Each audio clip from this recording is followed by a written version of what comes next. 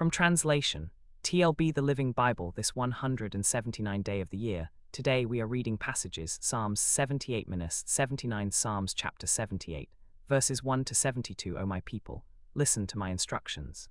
Open your ears to what I am saying, for I will tell you a parable, a story of hidden things from the past, stories we have heard and known, stories our ancestors handed down to us. We will not hide these truths from our children. We will tell the next generation about the glorious deeds of the Lord, about his power and his mighty wonders. For he issued his laws to Jacob, he gave his instructions to Israel. He commanded our ancestors to teach them to their children, so the next generation might know them, even the children not yet born, and they in turn will teach their own children. So each generation should set its hope anew on God, not forgetting his glorious miracles and obeying his commands. Then they will not be like their ancestors, stubborn, rebellious, and unfaithful, refusing to give their hearts to God. The warriors of Ephraim, though armed with bows, turned their backs and fled on the day of battle. They did not keep God's covenant and refused to live by his instructions. They forgot what he had done, the great wonders he had shown them, the miracles he did in the sight of their ancestors in Egypt, in the region of Zoan. He divided the sea and led them across, and he made the waters stand up like a wall. He guided them with a cloud by day and with a pillar of fire by night. He split open the rocks in the wilderness to give them water, as from a gushing spring. Streams of water poured from the rock. He made the waters flow down like rivers, but they continued to sin against him, rebelling against the Most High in the desert. They tested God in their hearts by demanding the food they craved. They spoke against God, saying, "Can God spread a table in the wilderness?" Yes, he struck the rock so water gushed out and streams overflowed. But can he also give us bread and meat? Therefore the Lord heard their complaints and was angry. A fire broke out against Jacob, and his wrath blazed against Israel, for they did not believe God or trust him to care for them. But he commanded the skies to open, he opened the doors of heaven. He rained down manna for them to eat, he gave them the bread of heaven. They ate the food of angels. God sent them all the food they could eat. He caused the east wind to blow and swept down the quail from the sky. He rained meat down on them like dust, birds as thick as sand on the seashore. He caused the birds to fall within their camp and all around their tents. So they ate and were well filled, for he gave them what they craved. But before they satisfied their craving, while the food was still in their mouths, God's anger rose against them, and he killed their strongest men. He struck down the finest of Israel's young men, but in spite of this the people kept sinning. Despite his wonders, they did not believe. So he ended their days in futility and their years in terror. Whenever God killed them, they would seek him. They eagerly returned to him again.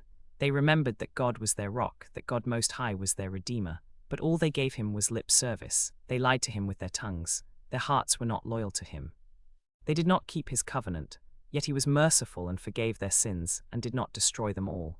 Many times he held back his anger and did not unleash his fury. For he remembered that they were merely mortal, gone like a breath of wind that never returns. Oh, how often they rebelled against him in the wilderness and grieved his heart in that dry wasteland. Again and again they tested God's patience and provoked the Holy One of Israel. They did not remember his power and how he rescued them from their enemies. He did amazing miracles in Egypt, in the fields of Zoan. He turned their rivers into blood, so they could not drink from their streams. He sent vast swarms of flies to consume them and hordes of frogs to ruin them. He gave their crops to caterpillars and their harvest to locusts. He destroyed their grapevines with hail and their sycamore figs with sleet. He killed their cattle with hailstones and their livestock with lightning bolts. He unleashed against them his fierce anger, wrath, indignation, and war, a band of destroying angels. He cleared a path for his anger. He did not spare them from death, but handed them over to the plague.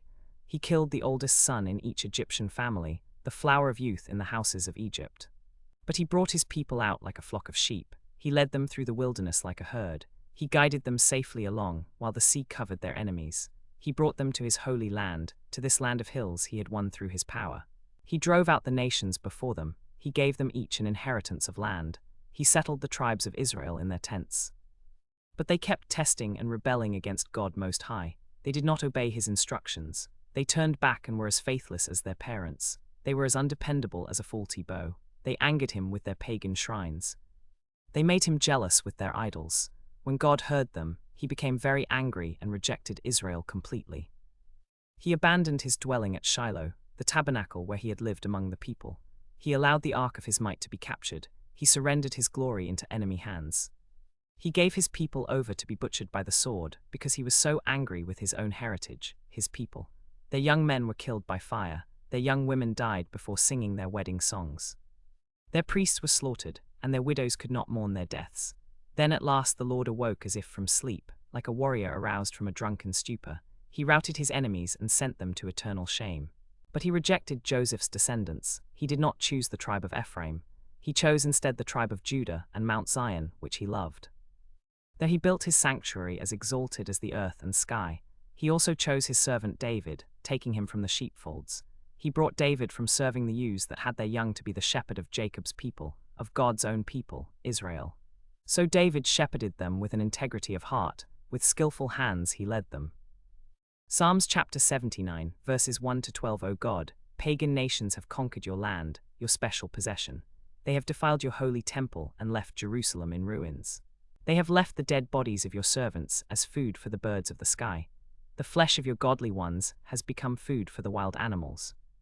Blood has flowed like water all around Jerusalem, and no one was left to bury the dead. We are mocked and shamed by our neighbors. We are scorned and mocked by the nations around us. They laugh at us. O Lord, how long will this go on? Will you stay angry forever? How long will your jealousy burn like fire? Pour out your fury on the nations that do not know you, on the kingdoms that do not call on your name. For they have devoured Jacob and devastated his homeland.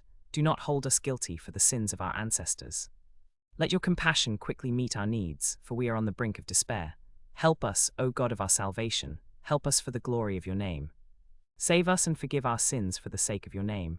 Why should pagan nations be allowed to scoff, asking, where is their God?